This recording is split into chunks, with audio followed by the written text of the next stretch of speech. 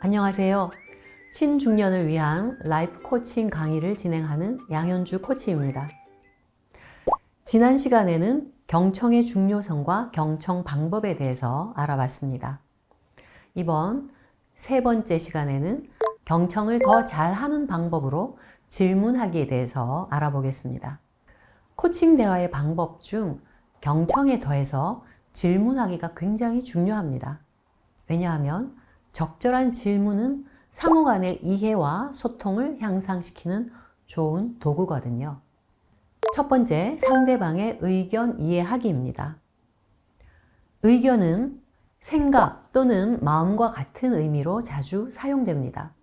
우리가 다른 사람을 이해한다 라고 할 때 보통 그 사람이 말하는 의견을 알아듣고 존중하는 것을 뜻합니다. 그런데 통상 내가 제안한 의견이 반박이 되면 굉장히 우리가 인격적으로 무시당한 그런 부정적인 느낌이 올라올 때가 있습니다.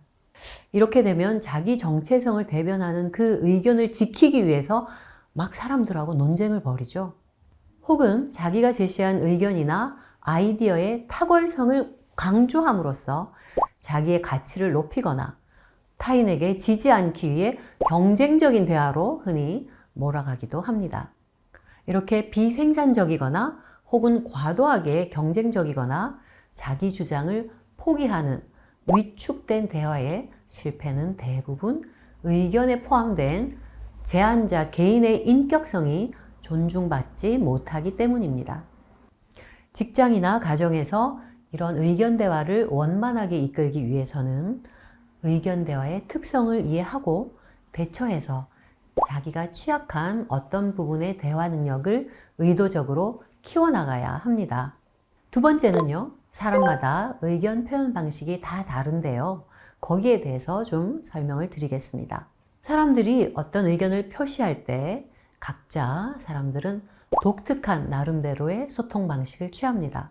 이렇게 사람마다 다양한 소통 방식이 있음을 안다면은 그리고 상대가 어떤 소통 방식을 주로 사용하는지 알게 된다면 우리가 상대에게 맞추는 그런 대화를 할 수 있게 되겠죠. 반면에 그걸 이해하지 못한다면 처음 경청 단계에서부터 소통 장애를 겪게 되고요. 또 이런 장애 해결을 위해서 불필요한 에너지를 소모하는 경우를 우리는 너무나 허다하게 많이 봅니다.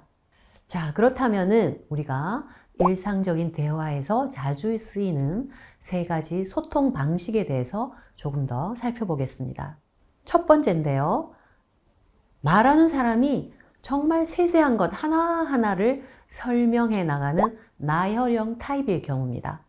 만약에 나열형 대화 방식을 선택하는 사람과 또 반대로 전체 커다란 숲의 전체 모습을 말한 다음에 중요한 부분 한두 가지를 설명하는 그런 요점형 타입이 대화를 한다면 어떻게 될까요? 소통 장애가 발생할 수 있겠죠.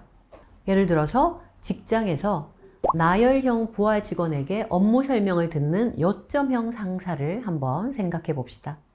이 두 사람과의 대화에서 상사는 어떻게 생각할까요? 아니, 바쁜데 주절주절 무슨 말을 하는지 모르겠네? 도대체 저 사람 말하는 요점이 뭐야? 그렇게 느끼게 되겠죠?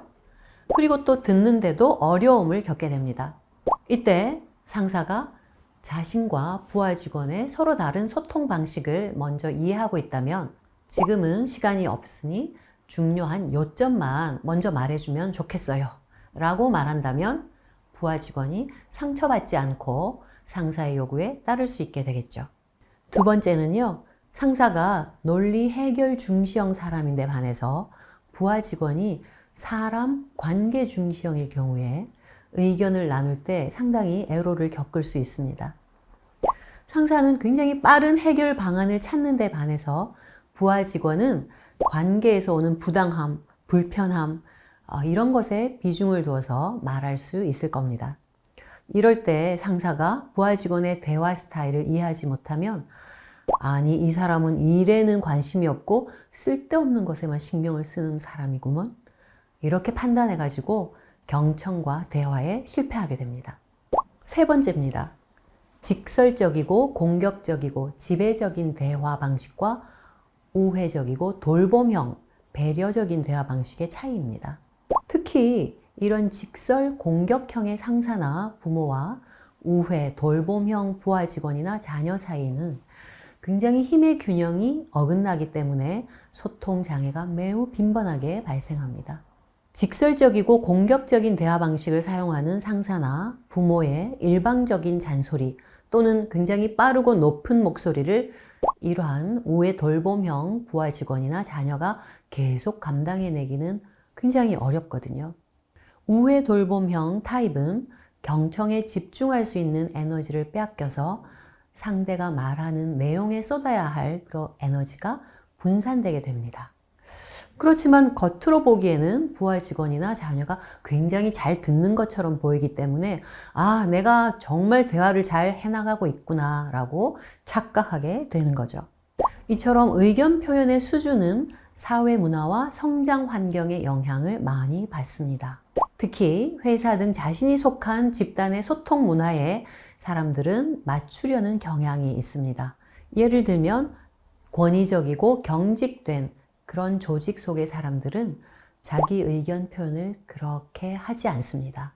그래서 한 조직에 오래 근무한 사람의 대화 태도는 그 조직 문화에 적응되고 습성화된 모습으로 바뀌게 되죠. 공무원, 군대 이런 집단 조직이 갖는 특성을 떠올려 보면 쉽게 이해하실 수 있을 겁니다. 특히 우리 한국 사회에서는 이러한 수직적이고 권위주의적인 집단 문화가 굉장히 강하게 있죠. 그래서 개인성이 드러나는 그런 대화는 굉장히 억압이 됩니다. 이런 문화에서는 자기 의견 표현하거나 질문하거나 이의를 제기하거나 이렇게 하기가 굉장히 어렵죠.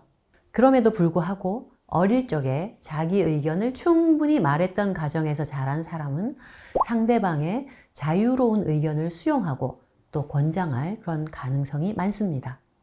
이것이 바로 가족 간의 대화와 소통이 매우 중요한 이유입니다. 우리 리더들은 자신의 고정된 대화 패턴과 또 소속된 조직 문화의 특성을 잘 이해를 해서 또 이 구성원들 간의 의견 대화에서 딱딱한 그런 경직성을 좀 극복하고 유연성을 발휘해서 성과를 얻는 그런 대화를 할 수 있게 되겠습니다. 다음으로 팀 차원의 집단 의견 대화에서 구성원들이 제안한 업무 내용에 대해서 장단점과 적용 가능성을 논의해서 하나를 채택하는 그런 과정을 한번 살펴볼까요? 이 과정에서 팀장에게서 자신이 제시한 의견에 부정적인 피드백을 받은 팀원이 있다고 칩시다. 이 사람은 경우에 따라서 굉장히 불쾌감이나 또 고통을 경험할 수도 있습니다. 다른 사람의 부정적인 피드백이나 평판이 자신의 가치, 지적 수준, 능력 등에 대한 공격으로 인식되면 굉장히 정교한 논리와 많은 설명으로 방어하고 반격해서 집단 조직에서 굉장히 의견 수렴에 방해가 될 수도 있습니다. 그리고 또 자기가 거절받았다는 그런 정서적인 동요가 일어나면 회피하거나 단절하거나 이렇게 어른답지 못한 행동들로 인해서 팀 전체의 갈등과 정체 현상을 초래하기도 합니다. 한편으로 공감 능력이 부족한 사람은 상대가 필요로 하는 감정이나 욕구에 적절하게 반응하거나 유연성을 보일 수 없기 때문에 굉장히 피상적인 그런 대화를 합니다. 예를 들어서 자녀가 하굣길에 굉장히 걸어오면서 더워서 힘들었어요. 이렇게 엄마한테 말했다고 칩시다. 공감 능력이 부족한 엄마는 그게 뭘 힘들다고 그러니? 엄마는 말이야 어렸을 때 십리길을 매일 걸어 다녔어. 이렇게 얘기하거나 혹은 또 아버지는 아니 얘야 그 정도를 갖고 덥다고 얘기하면 앞으로 큰일을 어떻게 해낼 거니? 이처럼 말하는 엄마 아빠는 어린 시절에 자기 감정을 존중받아 본 경험이 굉장히 부족했을 겁니다. 또 아버지도 생존 경쟁에 힘들었던 자기 삶에 비춰서 자녀를 강하게 만들기 위해서 판단도 하고 충고하는 이러한 피상적인 수준의 대화를 하는 거죠. 그런데 정서적인 위로나 지지 이런 것들을 제공하는 감정 또 욕구 대화가 우리 성장하는 아이들한테 굉장히 큰 힘을 줄 수 있다는 사실을 부모들은 거의 알아차리지 못합니다. 그렇다면 이 문제는 어떻게 해결해야 될까요? 우리 부모들이 자신의 정서적인 결핍과 내적인 불안을 다룰 수 있는 감정, 욕구, 소통 능력을 키우면 이런 피상적인 의견 대화를 굉장히 줄여나갈 수 있습니다. 오늘날 경쟁과 효율이 중시되는 그런 직장일수록 감정, 욕구 대화는 굉장히 비생산적인 것으로 인식되는 경우가 굉장히 많죠. 예의상 직장에서는 개인의 감정이나 욕구가 자제되어야 되는 그러한 측면도 물론 있습니다. 그렇지만 조직의 리더가 자기 부하 직원들과의 대화를 성공적으로 이끌기 위해서는 감정, 욕구 대화의 능력을 갖춰야 됩니다. 부하 직원과 의견 대화 중에 굉장히 함축된 그 사람들의 감정이나 욕구를 알아차리고 그것을 제대로 경청할 수 있어야 조직을 원만히 이끌 수 있기 때문입니다. 자, 이렇게 사람들은 다른 사람과 각자 의견 대화를 나누는 과정에서 많이 어려움과 갈등을 겪는데요. 여기에서 가장 큰 문제를 차지하는 것이 의견을 무시하는 말이나 말투 혹은 태도 때문입니다. 앞서 봤듯이 자신의 의견이 무시당할 때 굉장히 부정적인 감정이 올라오게 되고요. 또 이것이 결국 불필요한 언쟁이나 조직 내 갈등으로 증폭되곤 합니다. 그렇기 때문에 지위나 힘의 우위를 가진 사람일수록 상대의 의견이나 생각을 그의 인격처럼 대하겠다는 마음가짐이 필요합니다. 예를 들면 상대방과 의견 대화를 나누기 전에 마음속으로 먼저 선언합니다. 내가 상대의 말이나 의견을 존중하자. 그러면 그 상대는 자기 존재감을 느낄 테니까. 이렇게 마음을 먹는 거죠. 반대로 만약에 내 의견이 무시당하는 입장이라면 스스로 마음으로 되새겨 봅니다. 내 말이나 의견이 무시되면 나는 내 감정에 상처를 입겠지. 그러나 그것은 내 존재 자체나 내 가치 자체에 영향을 주지는 않아. 이렇게요. 의견 중심 대화에서 자기 의견을 상대방에게 주입하지 않으면서 그의 의견을 존중하기 위해서는 이처럼 의견 대화가 지닌 인격의 교류 속성을 이해해야 합니다. 이렇게 서로의 대화 차이를 인식하고 의견 대화를 이끌어 간다면 대화 중에 곁길로 새는 걸 방지할 수 있죠. 그리고 중간에 지금 내가 어떤 차원의 의견 대화를 하는 거지? 그리고 만약 어떤 대화 단계로 이동한다면 이 대화의 효과를 높일 수 있는 거지? 라고 스스로 자문해 봅니다.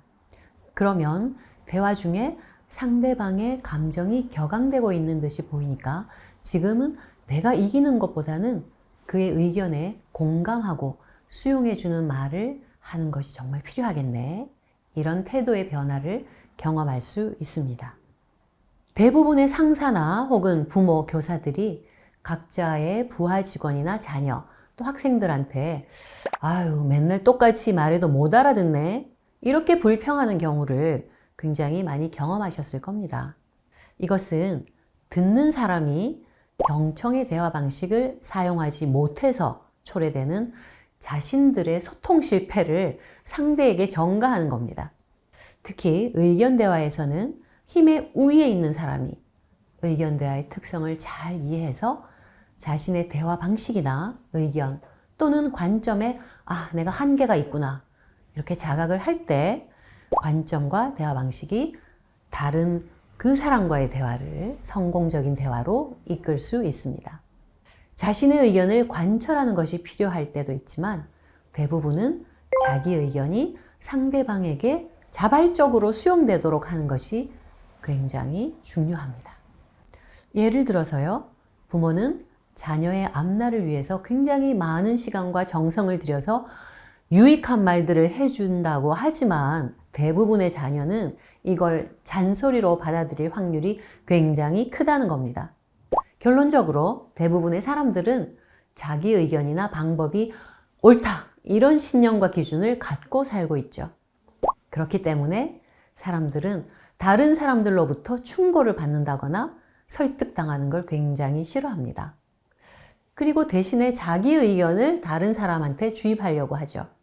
이렇게 대체로 의견 대화의 실패는 자기 의견이 갖는 굉장히 자기중심적인 한계를 잇고 그것을 다른 사람들한테 똑같이 적용하려는 어떤 지배성이 있다, 이렇게 볼 수가 있습니다. 옛말에 노인들이 아이고 젊어서 고생은 사서도 한다네, 또 노력하면 다 된다, 이런 말로 젊은이들을 설득하려고 하죠. 그런데 젊은 사람들은 그런 충고나 의견을 어떻게 들을까요? 잔소리로 듣죠. 왜 이런 차이가 발생할까요? 우선 고생이란 의미가 사람과 세대마다 다르다는 게 문제입니다. 특히 우리 50대 이상의 한국인들은 굉장히 경제 성장의 패러다임 속에서 살아왔기 때문에 자신들이 했던 방식으로 고생이나 노력하면 지금의 젊은이들도 성공할 수 있을 거라고 착각합니다. 그러나 자신이 경험해온 어떤 패러다임 속에서 이러한 습득된 관점이 지금의 젊은 세대 사람들한테 그대로 적용되지 않는다, 이런 것을 자각하기가 쉽지 않습니다. 이런 맥락에서 젊은 자녀를 둔 부모라면 먼저 스스로한테 자신의 관점이 적절한지 어떤지 한번 자문해 볼 필요가 있습니다. 이전 세대는 굉장히 물질적인 궁핍을 많이 겪었죠. 반면에 지금 현재는 굉장히 많은 가족이나 이웃들, 이렇게 풍성한 관계 속에서 많은 다양한 경험을 할 수 있습니다.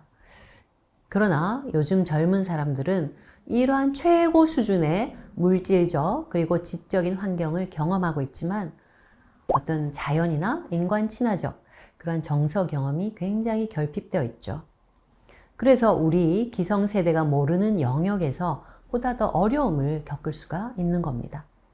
이처럼 자신이 가진 관점이나 또는 세계관에 대해서 보다 객관적인 균형을 잡게 되면 전혀 다른 사람들과의 대화에서 자신을 이해시키는 것보다는 상대방을 이해하려는 마음이 더욱 커지게 됩니다.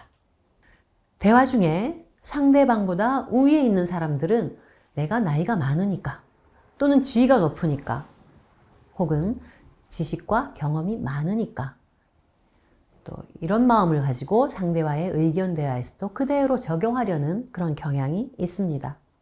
정신적인 측면에서도 내가 상대방보다 옳다거나 높다거나 혹은 강하다거나 논리적이라거나 합리적이다라는 자기 우월 의식을 가진 사람들도 많이 있습니다. 이렇게 상대보다 높은 위치에서 의견 대화에 임하려면 자기 의견을 상대방에게 주입하는 식의 일방적인 소통을 하게 됩니다. 그 결과는 굉장히 상대방을 위축시키거나 반감 혹은 거부감을 더 강화하는 방향으로 대화가 흘러가게 됩니다. 이러한 수직적이고 일방적인 소통 방식을 벗어나려면 대화에 임할 때 자기 의견주입형 대화 방식을 사용하지 않고 상호 의견 교환형 사용하겠다고 마음을 먹으면 이 항로를 벗어날 때마다 수평적인 의견 대화로 바로 돌아올 수가 있습니다. 모든 사람은 각자 답을 갖고 있다라는 코칭 대화의 길을 따르는 것, 이것이 무엇보다 중요합니다. 이렇게 했을 때 상대방이 의견을 자유롭게 말하도록 촉진하는 위치에서 대화를 진행할 수 있기 때문이죠. 이때 앞 시간에 사용한 백트래킹 사용하기나 또 특정 코칭 프로세스 따라 말하기 또는 그로우 모델 적용하기 등 다양한 기법을 사용하면 굉장히 효과적으로 대화를 이어갈 수 있게 됩니다. 다음 시간에는 여기에 대한 자세한 이야기를 더 해보겠습니다. 지금까지 경청해 주셔서 감사합니다.